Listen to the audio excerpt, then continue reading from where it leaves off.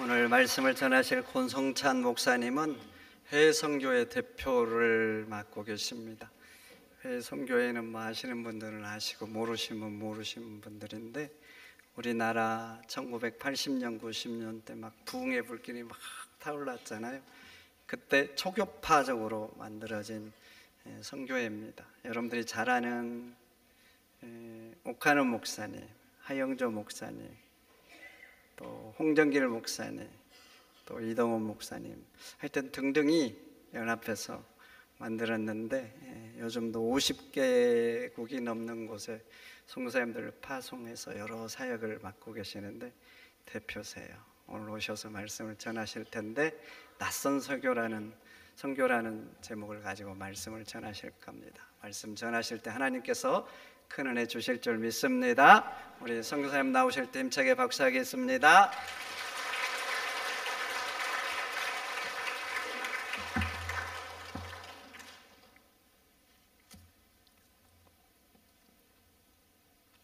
귀한 자리에 이렇게 말씀을 나눌 수 있도록 초청해 주셔서 감사드립니다.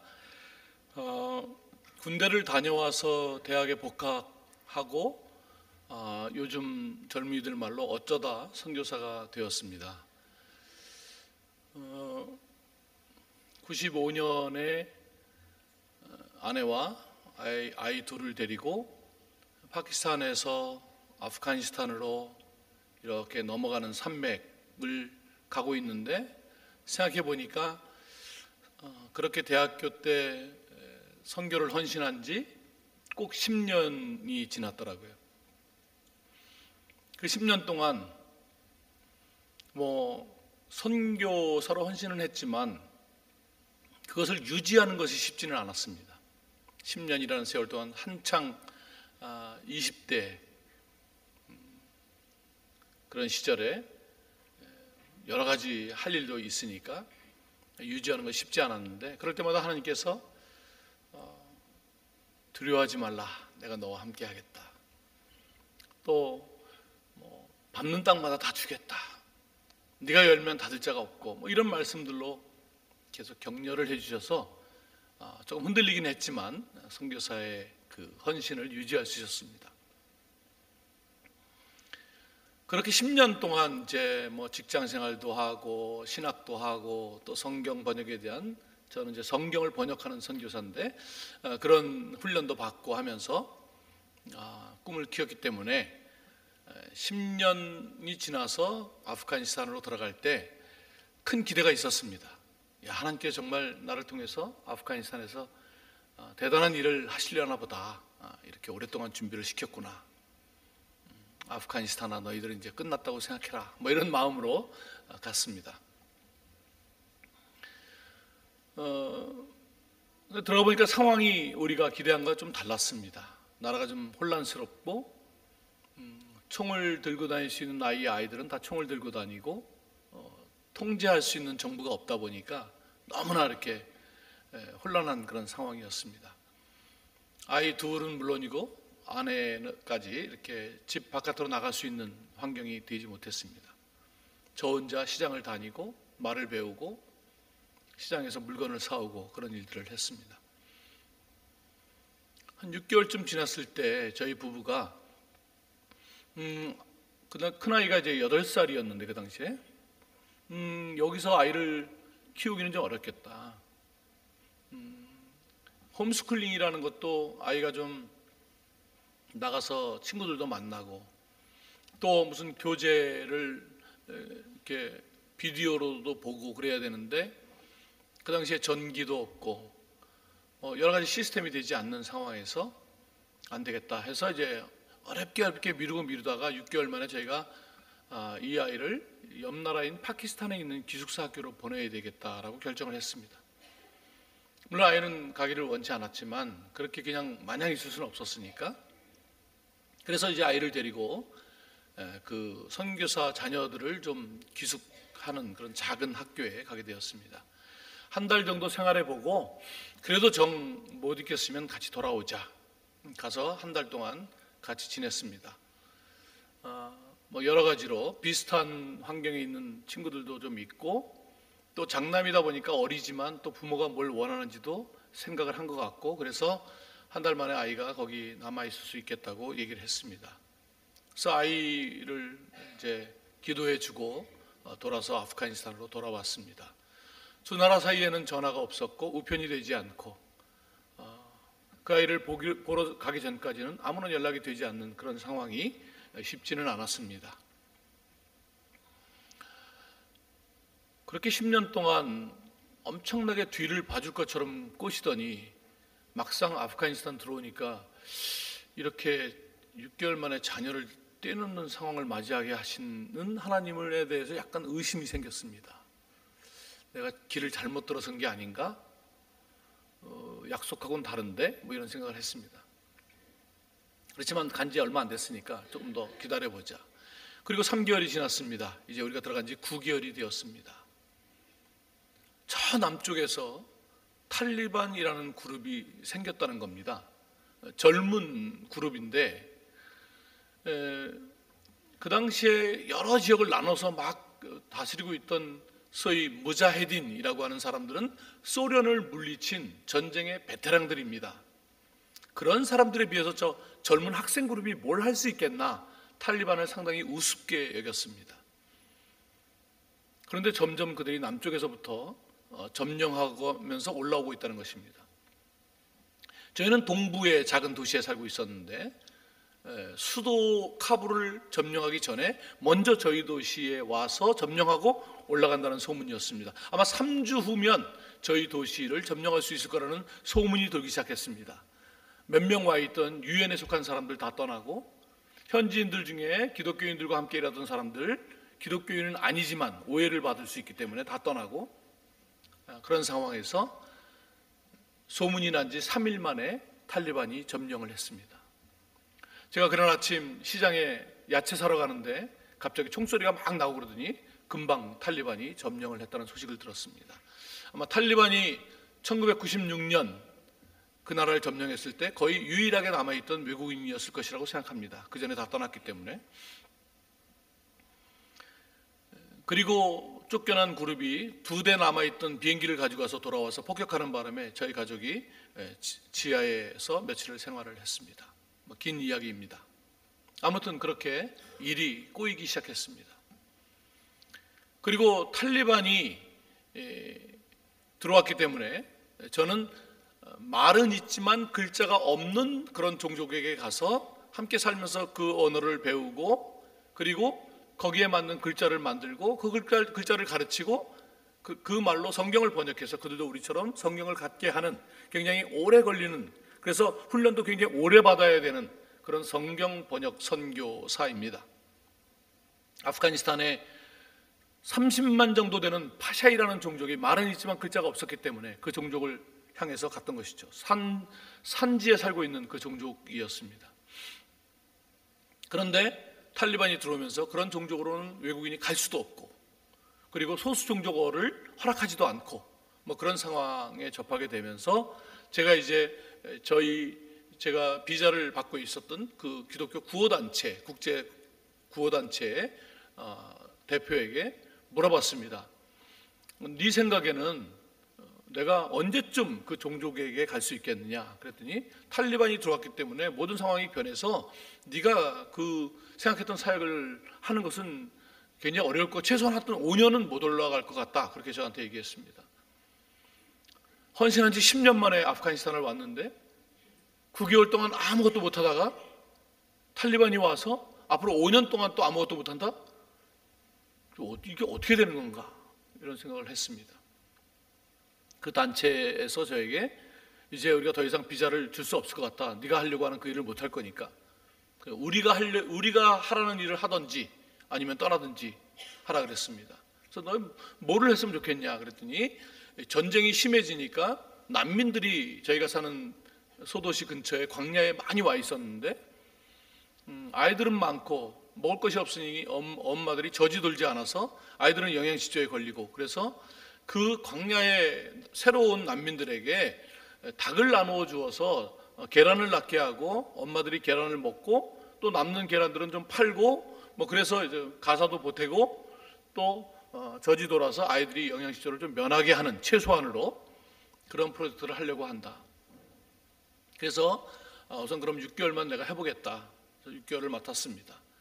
저는 뭐 닭을 먹어만 봤지 뭐 그렇게 전문적으로 닭을 키워본 게 아니기 때문에 이제 축산을 전공한 현지인 한 사람을 붙여주었습니다. 둘이서 광야를 돌아다니면서 조사하고 그리고 다 줄 수는 없으니까 숫자를 정해서 이제 파키스탄에서 닭을 수입해다가 그 사람들에게 나눠주고 길르게 잡아먹으면 절대 안 됩니다. 길러야 합니다. 그리고 닭이 날씨가 너무 덥기 때문에 죽을 수 있어서 백신을 이제 그 현지인 친구가 백신을 할 때 제가 하는 일이라고는 보통은 선교사가 현지인을 가르쳐야 되는데 그 친구가 전공자니까 백신을 할 때 제가 이제 보조 요원으로 닭이 움직이지 못하게 닭날개를 꼭 붙드는 역할을 했습니다. 10년을 선교를 준비하고 갔는데 닭날개를 붙드는 거 이거는 단기 선교 와서도 할 수 있는 건데 이런 걸 나한테 시키다니 뭐 이러면서 속은 느낌이 들었습니다. 아무튼 그런 선교사의 생활을 하면서 이 오늘 본문에 아브라함에 대해서 조금 새롭게 이해하게 된 것 같습니다. 아브라함이 자기가 외국에 나가보고 싶다고 말한 것도 아니고 하나님께서 갈대아 우르에 살 때 나타나셔서 본토 친척 아비 집을 떠나라. 그래서 왔으면 하나님께서 모든 것을 책임져 주셔야 되는데 처음에 와서 가나안 땅에 와서 만난 게 기근이었고 그래서 할 수 없이 애굽으로 내려갔고 애굽으로 가니 그 당시에 애굽은 큰 나라이고 거기에 바로 왕은 큰 왕이고 자기가 아는 하나님은 자기의 조상신 정도로 이해했을 테니까 얼마나 그 애굽 바로 왕이 두려웠겠습니까? 아내를 누이라고 속이는 일을 했습니다. 그런데 하나님께서 바로 왕의 꿈에 나타나서 그 아내를 건져 주셨습니다. 내가 아는 이 하나님이 저렇게 큰 바로 왕보다도 더 위대하신 분이구나 이런 믿음이 생기기 시작했겠죠. 그래서 조카 롯과 헤어질 때 내가 저하면 나는 우하겠다. 그 말은 다른 말로 하면 나는 이제 믿음이 생겼다. 나는 어디로 가도 상관이 없다. 그런 표현이겠죠. 어느 정도 믿음이 생겼습니다. 아브라함의 인생은 믿음이 점점점 강해져가는 그런 여정입니다. 조카 롯이 어떤 연합군에 의해서 잡혀갔다는 소식을 들었을 때 집에서 길리운 자 318명을 데리고 그 연합군을 쫓아갔습니다. 사실 318명을 데리고 연합군을 이긴다는 것은 불가능한 일인데 또 하나님의 은혜로 모든 것을 찾아오게 됩니다. 그때 아브라함은 그 탈취물 중에 자기는 아무것도 취하지 않겠다고 이야기합니다. 왜냐하면 이것이 하나님께서 하신 일이라는 그런 믿음이 생겼기 때문이죠. 그것은 믿음의 고백이었습니다. 그렇게 아브라함은 믿음이 충만해져 갑니다. 한 가지 아쉬움이 있었습니다. 이제 고향을 떠나서 살고 있기 때문에 계속 이어져가는 후손이 중요한데 자식이 없었습니다. 그런데 요구하지도 않았는데 그 마음에 약간 자식이 없는 게 좀 불안했는데 하나님께서 그 마음을 아시고 내가 너에게 후손을 주겠다. 그 후손을 통해서 하늘의 별과 같이 바다의 모래와 같이 큰 민족을 이루겠다. 이런 약속을 주셨습니다. 속으로 그렇겠죠. 하나님 큰 민족은 잘 모르겠고 그냥 애나 빨리 주세요. 근데 오실 때마다 자식을 줄 거다. 근데 안 줘요. 70대에 약속했는데 100세가 20몇 년 동안을 진짜 하나님 진짜 얼굴이 얼마나 두꺼우신지 우리가 돈 꾸고 다음 주에 줄게 이걸 몇 년이나 할 수 있겠습니까? 근데 애를 준다는 얘기를 20몇 년 동안을 그러니까 중간에 막 아브라함이 짜증나잖아요. 아유 관두세요. 우리 집에서 길리우는 저 엘리에셀 저 종이 제 후사가 될 거예요. 이거 아브라함으로서는 하나님께 엄청나게 짜증내는 말이잖아요. 그렇잖아요. 집에서 길리우는 종이 내 후사가 될 거다. 이게 하나님한테 얼마나 짜증나는 말입니까? 그럼 또 하나님께서 나와 너 하늘에 별 세워 오늘 밤에 하루 종일 세워 특수훈련 시키고 막 이래가지고 정말 피곤한 삶을 살았어요. 또 이스마엘 어렵게 낳았는데 또 걔는 또 아니라 그러고 그냥 걔로 하지 그냥 난 김에 또 걔는 아니라 그러고 그래서 100세 이삭을 낳았잖아요. 그러니까 이삭을 받았을 때 아브라함이 하나님에 대한 믿음이 어떻겠습니까? 여러분 상상을 초월하는 거예요. 우리가 지금 하나님 믿는 정도는 이건 뭐 비교가 안 되는 거예요. 불가능한 것 중에 불가능한 걸 받은 거죠. 하나님으로부터. 그러니 하나님에 대한 이 신뢰와 믿음이 얼마나 컸겠습니까? 하나님도 아브라함도 하나님에게 대해서 엄청나게 큰 믿음과 신뢰가 있었죠. 그게 어디 나타나냐면 소돔과 고모라를 멸망시키러 가다가 하나님께서 뭐라 그러시냐면, 야, 내가 이 계획을 아브라함에게 숨기겠느냐? 여러분, 하나님이 만약에 저한테, 야, 내가 이거 세상에 대해서 어떤 일을 하시려고 하는데 이걸 뭐 내가 권성찬에게 숨기겠냐? 이거 뭐 저는 끝난 거죠, 사실. 그렇게 아브라함한테 오셔갖고, 야, 사실은 내가 소돔과 고모라를 멸망시키려고 해. 이 비밀을 말씀하신 거예요. 그러니까 아브라함이, 의인이 50명 있어도 멸망시키겠습니까? 50명 있으면 안 하지. 50명 말고 45명이면 어떻게 해요? 45명 안 할게. 죄송해요. 40명이면 어떨까? 그래, 안 해. 죄송해요. 30명.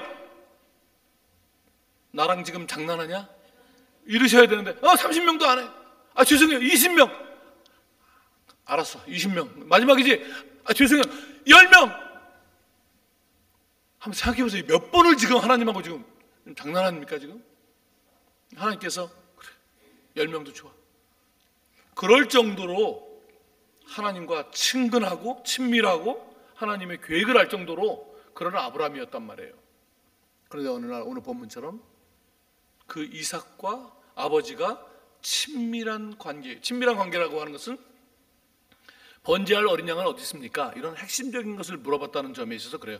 사실 그때 나이가 10대였겠죠. 그러나 우리 사회의 10대하고는 좀 다르죠. 제가 아프간 갔을 때 한 12살짜리를 함부로 대하기가 어려웠어요. 왜냐하면 12살이면 5살 때 어려우니까 자동차 공업사에 5살짜리를 맡겨요. 그러면 애가 허드렛 일을 하면서 이제 먹을 것을 자동차 공업사에서 줘요. 그러면 12살이면 지금 직장생활 7년 차예요. 과장급이에요, 애가. 12살인데 애가 저한테 반말로 제 이름이 아프간에 있을 때 아담 칸 이래 차 한잔 마셔 이래요. 저한테 반말로. 정말 적응이 안 되는데 생각해보면 걔네들이 어려서부터 그래가지고 12살이면 벌써 집안을 책임지고 이런 나이가 되니까 우리 뭐 옛날에 10대 때 장원급제하고 이걸 생각하셔야 돼요. 그러니까 그 정도의 나이에서 아버지와 대화가 되는, 요즘으로 하면 한 30대 뭐 직장생활 좀 하면서 고민도 생기고, 아버지 사실 이런 고민이 있어요, 뭐 이렇게 깊이 아버지와 이야기할 수 있는 그런 나이. 그때 하나님께서 됐다, 이제 죽여라, 이렇게 말씀하시는 거예요. 그러니 이거를 아브라함이 어떻게 이해할 수 있을까요? 너무나 황당했을 것이라고 생각합니다. 아니, 하나님 이 아이를 통해서 큰 민족을 만드신다면서 이 아이를 죽이라는 얘기가 너무 말이 모순되지 않습니까? 이게 지금 무슨 이야기입니까? 이런 고민이 아브라함에게 있었을 것이라고 생각합니다. 선교지에 관련된 두 가지 이야기를 좀 나눠보고 싶습니다. 하나는 제 후배 선교사 이야기인데요. 여고생이었던 학생이 선교에 헌신을 했습니다. 사실 고등학교 때 선교 헌신하는 사람이 좀 옛날에는 많지 않았습니다. 얼마나 성실한 자매인지 고등학교 때 선교 헌신하고 막 꿈을 키우다가 대학 들어와서 성경 번역 선교라고 하는 저희 단체, 그걸 알게 돼가지고 헌신을 했습니다. 그래서 이제 함께 보통 부부가 가야 되니까 같은 교회 오빠를 꼬셔가지고 결혼을 했는데, 이 오빠가 국어 선생님이에요. 얼마나 좋으냐면 보통 둘이 가면 한 사람은 그 글자 만들고 성경 번역에 대한 걸 하고 한 사람은 그걸 가르쳐야 되는데, 국어 선생님 오빠가 참 찬찬하고 너무 좋은 오빠니까 가르칠 수 있고 한 팀이 딱 된 거죠. 그래서 이제 파송을 받아서 저 인도네시아의 제일 동쪽에 가면 파푸아 뉴기니라는 나라와 경계를 같이 하고 있는 파푸아라고 하는 지역이 있는데, 거기는 정글 지역이고 한 언어가 한 300개쯤 되는 그런 지역입니다.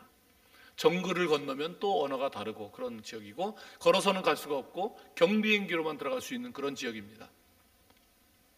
그 지역으로 헌신해서 갔습니다. 가보니 소개받은 종족이 한 250명에서 300명 정도 되는 작은 종족이었습니다. 내가 이제 평생을 여기서 이 언어를 연구하고 글자를 만들고 가르치고 성경을 번역할 텐데 다 해봐야 250명, 300명?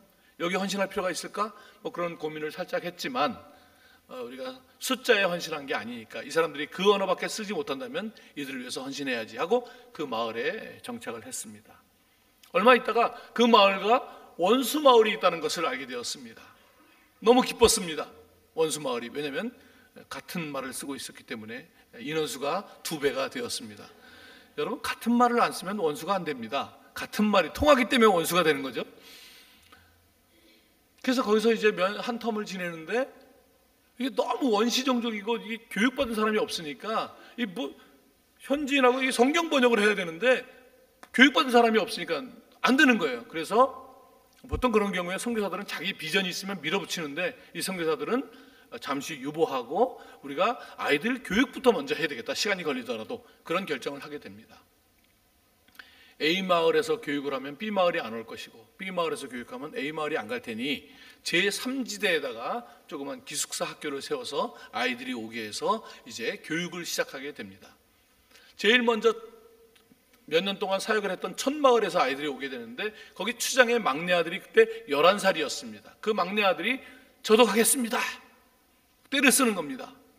너는 아직 안 된다. 왜냐하면 이 제3지대로 오게 되면 1년에 한 번 집에 갈 수 있는데 비행기로만 가기 때문에 그렇게 자주 애들이 보내줄 수가 없는 거예요. 경비행기로만 가기 때문에. 그래서 1년에 한 번 가요. 저는 그 파키스탄에 있던 아들을 3개월에 한 번 보러 갔는데도 너무 이 전화도 없고 우편이 없으니까 두 나라 사이에 3개월 동안 아무 연락이 안 되니까 너무 힘들었는데 이거 1년에 한 번 가야 되니까 이게 얼마나 어렵습니까? 그래서 안 된다. 너는 좀 더 큰 다음에 와라. 근데 얘가 막 띠를 쓰는 거야. 자기도 가겠다고. 왜냐하면 더 어렸을 때 이 부인 여자 선교사가 그 아이가 다리를 다쳤는데 그 치료를 해준 적이 있어가지고 그때부터 엄마처럼 선교사님을 따르는 거예요. 그러니까 자기는 막 같이 가겠다고. 그래서 추장 부인이 이렇게 원하는데 데려가라고. 그래서 그 아이도 막내지만 데려오게 됩니다. 그리고 이제 학교를 하게 됩니다. 먼저는 남자아이들을 받았고 또 그 이후에 여자아이들 받아서 학교를 하는데 이게 교육을 받아본 적이 없고 뭐 윤리의식도 없고 이러니까 어느 날 여학생이 임신을 딱 했습니다. 그러면 이 임신한 이 여학생 집에 오빠와 부모들이 이만한 칼을 들고 와서 이 학교 다 불질러 버리겠다고 막 땡깡을 피우고 그러니까 선교사가 늘 긴장 속에 살았습니다. 그러다가 아이들이 조금 공부가 되는 아이들은 또 좋은 일자리 찾아서 떠났습니다. 그래서 이 잘 키워서 성경을 번역하려고 하는데 그 일이 되지 않았습니다. 그렇게 다 떠나고 유일하게 남은 사람이 그 어린아이 하나였습니다. 그 아이는 몸이 약해서 다른 아이들처럼 막 나무에 올라가거나 막 강에서 수영하거나 그런 걸 못하고 그냥 공부만 했습니다. 그래서 오히려 걔가 제일 똑똑한 애가 되었고 다 떠났는데 그 아이 하나가 남아서 성경을 번역하기 시작했습니다. 선교사님 집에 방을 하나 만들고 이제 그 아이와 자식 같은 그 아이와 성경을 번역했습니다. 시범적으로 누가복음을 한 200절 번역해보고 그 다음에 본격적으로 사도행전을 1장부터 10장까지 번역해서 이제 그것을 점검할 사람들에게 보냈습니다. 점검돼서 오면 이제 그대로 가면 되기 때문에 이렇게 가면 언제 성경 번역을 마칠 수 있겠다 생각을 했습니다. 그런데 사도행전 10장까지 번역하고 점검하던 그 어느 쯤에 그 아이가 갑자기 죽었습니다. 뭐 어떻게 해야 되는 거죠? 여러 명이 남아있는 것도 아니고 그렇게 수년 동안을 걸려서 긴장하면서 살아서 그 한 명이 남았는데 그리고 그 한 명하고 이제 막 성경 번역을 시작했는데 그 아이가 죽으면 선교를 하려는 거예요? 말라는 거예요? 어느 날 이상한 소리가 들려서 남편 선교사가 밤중에 깨어보니 그 아이와 성경을 번역하던 그 방에서 이 부인 선교사가 통곡을 하고 있습니다. 그 아이의 이름이 에리소인데 에리소 통곡을 하고 있습니다. 그래서 긴급히 한국으로 철수를 했습니다. 와서 점검을 받아보니 공황 장애가 왔습니다. 그 사건도 그 사건이지만 그동안 긴장하면서 왔는데 그게 터져버린 거죠. 다시 그 선교지로 돌아가기는 어렵다는 판정을 받았습니다. 선교가 뭘까? 이런 선교를 저도 이제 30몇 년째 선교사로 사는데 가면 갈수록 선교가 뭘까? 전에는 막 저도 좀 이렇게 말이 되는 선교사 중에 한 사람이어갖고 여러분 벌써 뭐 오늘 제가 한 30분만 선교 도전하면 그냥 성경금 빵빵 나오고 막 헌금 작정용 선교사로 막 이랬는데 요즘 선교가 뭘까? 이런 생각을 하게 됩니다. 또한 에피소드를 좀 소개하겠습니다. 요즘 우리나라에 270만의 이주민이 와 있습니다. 이주민 선교를 여기 곳곳에서 하고 있습니다. 아마 여기 광양에도 이주민이 많을 거라고 생각이 듭니다. 저 서울 북쪽의 동두천이라는 곳에, 옛날 미군 부대에 있던 동두천에 태국 선교를 하는, 태국인들을 섬기는 젊은 목사 부부가 있습니다. 보통은 해외에서 선교하다가 거기서 추방되거나 어떤 일로 한국 들어오면 한국에서 이주민을 하게 되는데, 이 부부는 그냥 교회 부목사로 있고 그 교회가 태국인 선교 좀 이렇게 하다가 자기가 이 사람들 선교해야겠다 싶어갖고 본격적으로 그냥 이제 태국 선교를, 태국 선교라기보다 태국 목회를 하는 그런 젊은 목사 부부입니다. 열악하죠. 그 동두천에 있는 어떤 작은 교회가 잘 안 쓰는 허름한 수양관을 쓰라고 해줘서 거기서 이제 태국인들을 하는데, 그 허름한 공간이 얼마나 좋은지 태국 사람들이 금요일이 되면 저 이천에서도 몇 시간씩 타고 와서 금요일날, 토요일날 주일 예배 드리고 돌아갈 정도로 자기들만의 공간, 이게 중요하거든요. 이주민 선교는 우리가 공간 해주고 이렇게 우리 교회 한 공간 써라 이렇게 시작할 수 있지만 그렇게 고착되면 안 됩니다. 봉급 주고 그렇게 안 되고 스스로 자기 공간을 마련하도록 이렇게 아지트 선교를 해야 되는데, 거기가 약간 그렇게 된 거예요. 한번 가보니까 막 밤새 자기들끼리 얘기하고 그러면서 서름을 달래고 이제 그러는 거죠. 참 열악한 그런 환경인데, 거기에 태국 자매 하나가 이제 아이를 낳습니다. 이름을 하영이라고 지었다고 합니다. 동두천에서 조금 나오면 큰 도시인 의정부라는 도시에 산부인과에서 아이를 낳았는데, 산부인과에서 전화가 왔습니다. 아이가 조금 이상한 것 같아요. 큰 병원으로 옮겨야 될 것 같아요. 그래서 부지런히 가서 이제 아이를 의정부 성모병원으로 옮겼습니다. 6시간 있는데 전화가 왔습니다. 아이가 조금 심장에 문제가 있는 것 같은데 여기서는 안 될 것 같으니까 서울의 큰 병원으로 옮겨야 될 것 같아요. 6시간 지났는데 470만 원을 갖고 오라 그랬답니다. 퇴원비를. 돈이 없으니까 막 여기저기 전화 걸어서 어렵게 마련해서 이제 아이를 퇴원시켜서 서울 성모병원에 옮겼습니다. 거기 심장 전문 의사 선생님이 하는 얘기가, 이 아이가 심장에 문제를 갖고 태어난 것 같은데 적어도 한 3차 정도의 수술을 해야 될 것 같은데 1차 수술을 우리가 담당하겠다, 무료로 해주겠다. 1차 수술비가 1억이 조금 넘게 나올 것 같은데 그냥 우리가 그런 기금이 있으니까 해주겠다. 너무 감사하죠. 하나님께서 교리와 상관없이 서울 성모병원을 기억하실 거라고 저는 생각합니다. 그 이방 아이를 돌봐준. 그래서 1차 수술이 잘 끝났습니다. 끝났는데 수술비가 8억 1천만 원이 나왔습니다. 도대체 신생아의 심장이 무슨 문제가 있길래 아마 초 단위로 병원비가 올라갔는지 8억 1천만 원이 나와서 병원에서도 당황해가지고, 우리가 그 정도의 기금은 없으니까 우리가 그럼 신문 기사를 내도 좋겠냐, 그렇게 하시라고 그래갖고 기사를 내고 해서 모금을 해가지고 8억 1천만 원을 그 서울 성모병원에서 해줬습니다. 그리고 선생님께서 내 제자, 심장 잘 보는 제자가 부천 세종병원에 있는데 거기를 소개시켜주더니 2차 수술은 거기 가서 해라. 그래서 부천 세종병원으로 갔습니다. 2차 수술을 잘 마쳤습니다. 1억 9천만 원이 나왔습니다. 총 10억이 들은 거죠. 그리고 아이를 이제 동두천으로 데려왔는데, 그 허름한 공간으로 데려왔는데 여기저기 막 호수를 꽂고 있는데 애가 움직이다가 호수가 빠지면 이게 아무나 꽂을 수가 없는 거예요. 그래서 아이를 데리고 동두천에서 부천까지 병원을 가야 되는데, 이게 감이 없으시겠지만 꽤 먼 거리입니다. 거기를 하루에 3번씩 어떤 때 빠져갖고 목사님이 차를 태워서 호스키우러 왔다 갔다 했다고 합니다. 3차 수술은 좀 아이가 커야지만 할 수 있다 그래가지고 부모가 그러면 이제 우리가 태국으로 돌아가겠다고 결심을 합니다. 태국으로 돌아가려면 이 아이가 위험하기 때문에 한국 의사 선생님이 비행기에 같이 타야 되고, 태국에 도착하면 앰뷸런스가 대기하고 있어야 되고, 의사 선생님이 같이 가서 집에다가 기계 설치를 해주고 돌아와야 되는 그런 일이었다고 합니다. 그것도 다 지원을 해주셔서 아이를 데려가서 방콕에서 앰뷸런스 타고 치앙마이까지 긴 거리인데 가서 다 해주고 돌아왔다고 합니다. 돌아온 지 정확히 6개월 만에 아이가 호흡곤란이 와서 죽었습니다. 그럼 왜? 그렇게 6개월 만에 데려가실 거면 10억은 도대체 왜 날린 거예요? 왜 날렸죠? 우리의 기준으로 보면 너무 낭비 아닙니까?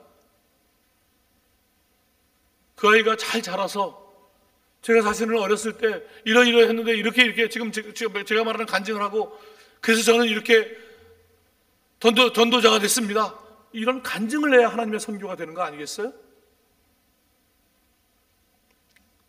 도대체 하나님 왜 그러시는 걸까요?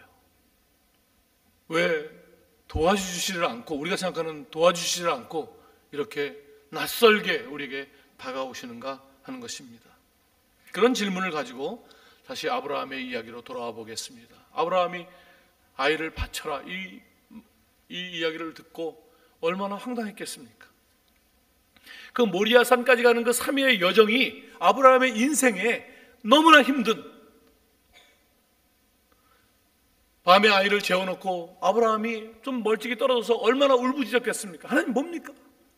제가 하나님을 안다고 생각했습니다. 그때 그럼 왜 저를 구해 주셨습니까? 왜 이 자식을 주셨습니까? 이 자식을 통해서 큰 민족을 이룬다고 왜 약속하셨습니까? 할 얘기가 너무 많죠.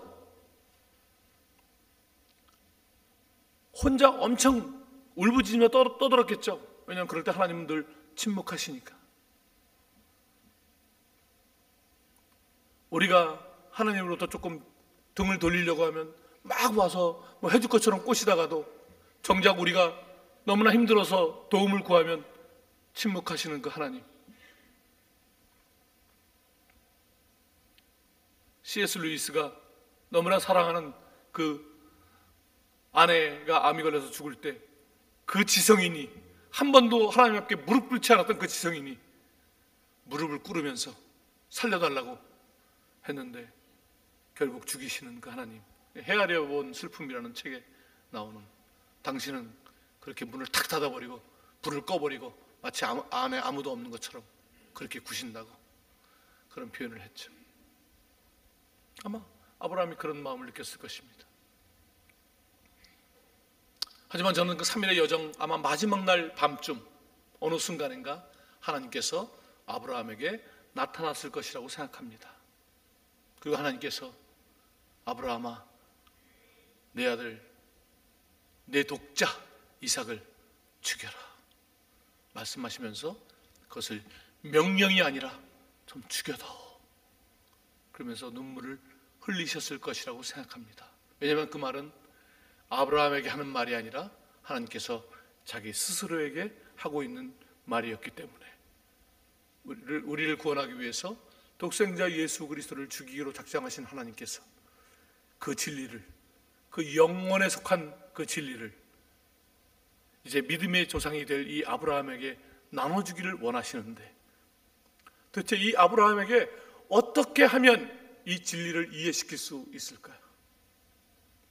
그냥 아브라함이 이 세상에서 큰 족장이 되고 잘 살고 그러면 하나님의 영원에 속한 것, 영광에 속한 것을 알 수 있을까요? 그래서 하나님은 사실 그 앞의 것은 어떻게 보면 이것을 이해시키기 위한 준비 과정이었고 세상에서 가장 사랑하는 아들이라는 것을 만들어서 가장 사랑하는 아들이라는 것이 무엇인지를 이해시켜 놓고 그리고 그 아들을 죽이라고 하심으로써 가장 사랑하는 아들을 죽인다는 것이 어떤 희생이고 어떤 사랑이고 어떤 것인지를 알게 하시려고 하나님께서 낯설게 아브라함의 인생을 깨버린 거죠.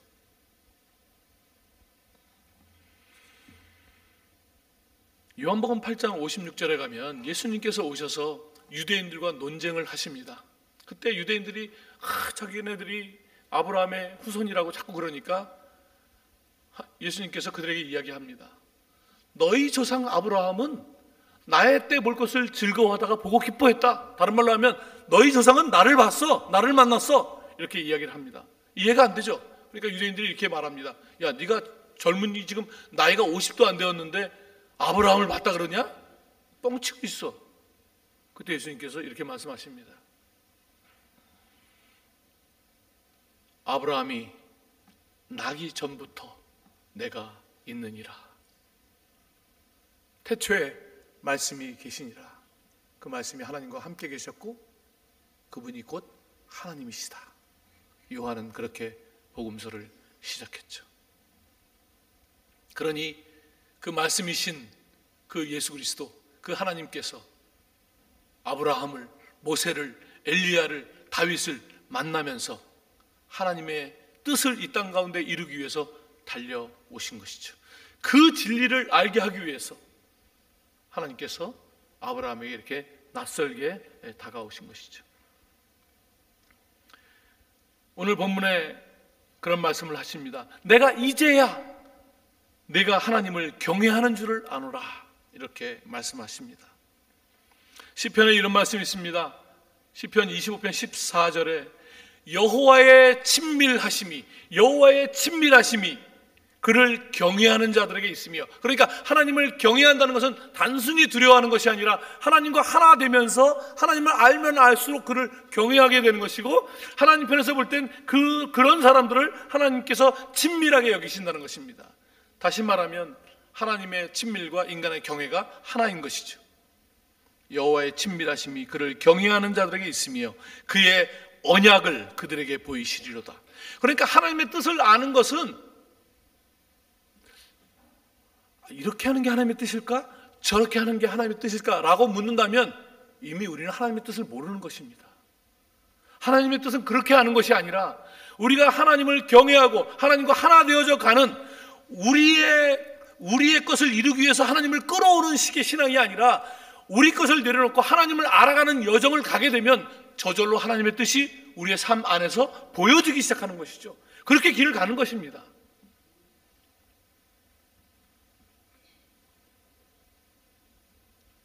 아브라함 뿐이겠습니까?